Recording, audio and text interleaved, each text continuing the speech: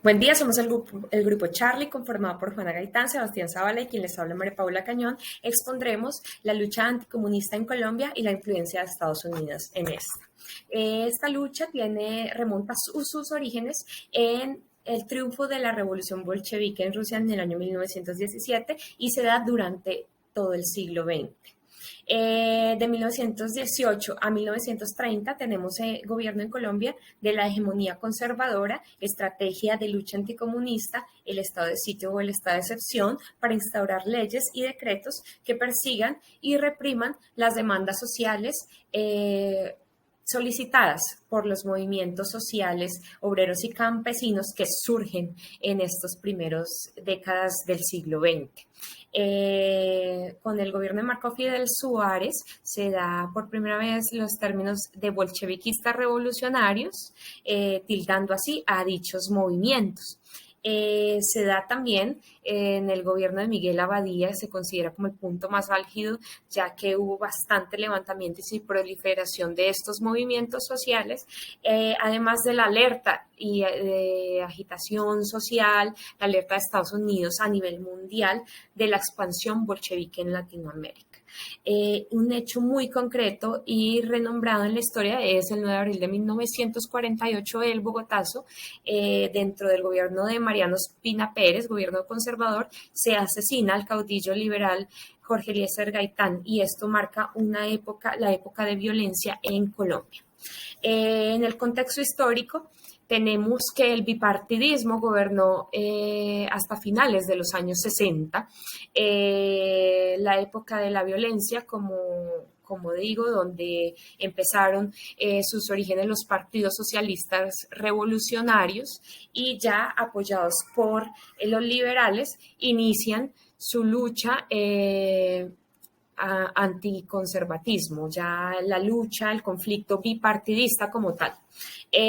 Bueno, la guerra de Corea es un acontecimiento muy importante, ya que Colombia allí demuestra el apoyo irrestricto a las políticas de Estados Unidos, se alinea con las políticas de Estados Unidos, mandando más de 1,000 soldados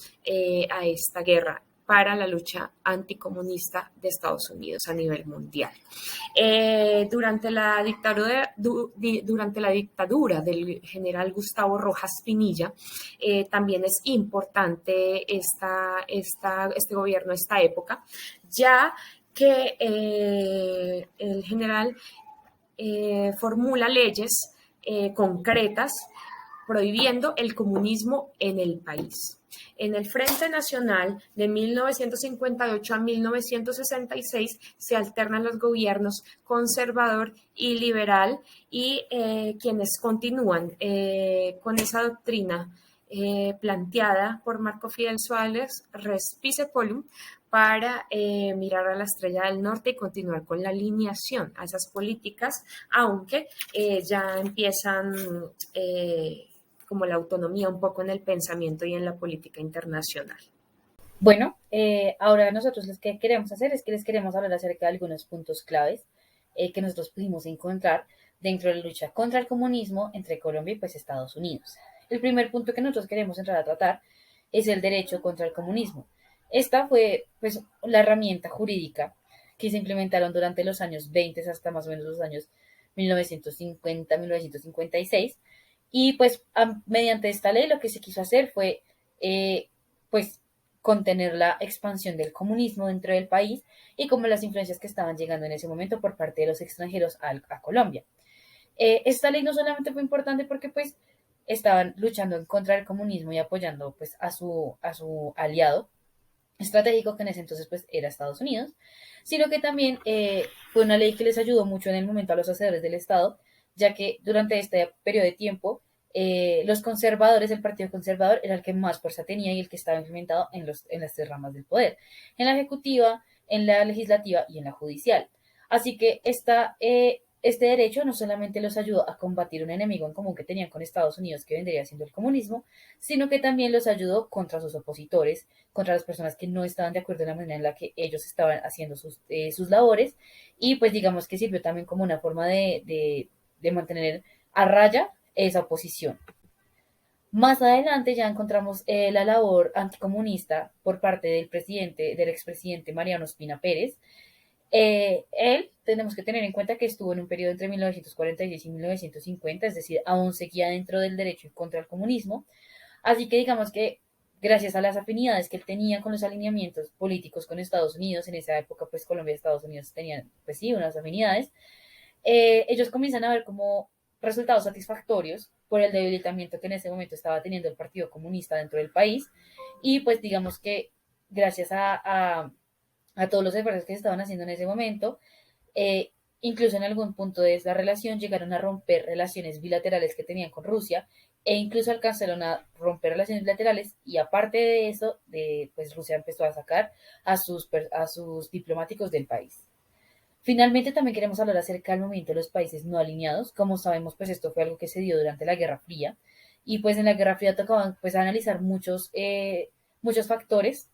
para poder dar un buen entendimiento a la Guerra Fría. Sin embargo, pues bueno, estos países se juntaron con un propósito que era superar la contraposición que se había caracterizado dentro del sistema internacional y pues ellos pretendían como poner un nuevo orden y dar una paz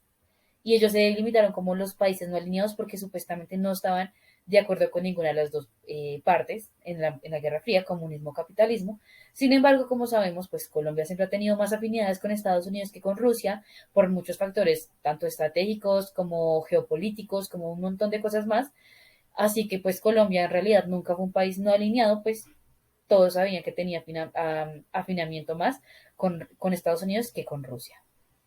Bueno, con respecto a la influencia de Estados Unidos en la lucha contra el comunismo en Colombia, pues se puede empezar abordando pocos años después del fin de la Segunda Guerra Mundial.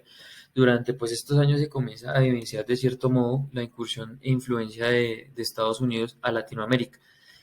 marcada pues por la doctrina Truman. Pues esto se iba a estar desarrollando en contra de las pretensiones comunistas en el hemisferio. Una de estas es la firma del Acuerdo de Defensa Colectiva, el Tratado Interamericano de Asistencia Recíproca,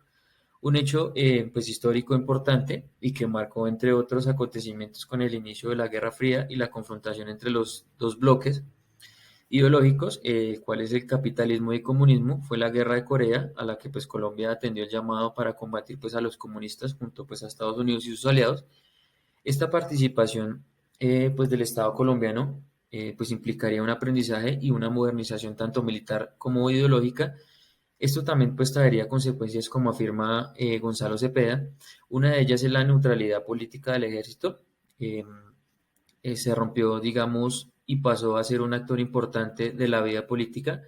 Por otra parte, los partidos tradicionales de Colombia que durante pues toda la historia habían estado pues así enfrentados y para esta época aún persistía esta rivalidad y solo los unía, digamos, el anticomunismo. Bueno, la influencia pues de Estados Unidos en distintos aspectos sería latente, pues en forma de presión. Una muestra de ello es la presión que ejercía sobre el Partido Liberal para que pues definiera en forma clara pues su relación con, pues ya que por su ideología no podía estar alineada pues con el comunismo y el sindicalismo. Esta presión traería consigo un conjunto de normas como el Acto Legislativo número 6 de 1954, que prohibía pues cualquier actividad política relacionada con el comunismo internacional y que mediante el Decreto Legislativo 434 de 1956, el reglamento la pena de prisión a uno de 1 a 5 años. Bueno, pues el triunfo de la guerrilla comunista en Cuba y la fallida tardía respuesta pues de Estados Unidos hizo pues que se considerara que ante el auge de las guerrillas en el continente pues debería intervenir en cualquier lugar donde pues se manifestara un riesgo para sus intereses. Así pues Estados Unidos impulsó pues una alianza pues para el progreso que intentaba asimismo pues cooperar con los países de la región y asimismo pues fomentar su desarrollo. Con esta estrategia Colombia, con el presidente pues Alberto Lleras, mostró pues a su favor esta política en pro del desarrollo liderada pues por Estados Unidos. Las guerrillas comunistas de América Latina serían pues enfrentadas bajo la política exterior y la doctrina de seguridad nacional impulsada pues por Estados Unidos y por un medio del plan de Latin America Security Operation, que dio paso pues a las contraguerrillas y la acción cívico-militar, pues obviamente que atacaron a los asentamientos de las guerrillas como en Marquetalia. De esta forma, pues el conflicto armado colombiano y la acción política militar era pues un ejemplo de la acción contra la guerrilla pues comunista y así pues el fin de la Guerra Fría.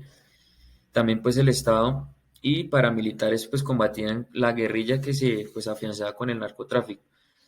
También pues tras la disolución de la Unión Soviética, la amenaza ya no era el comunismo, sino las drogas, el narcotráfico y posteriormente pues el terrorismo.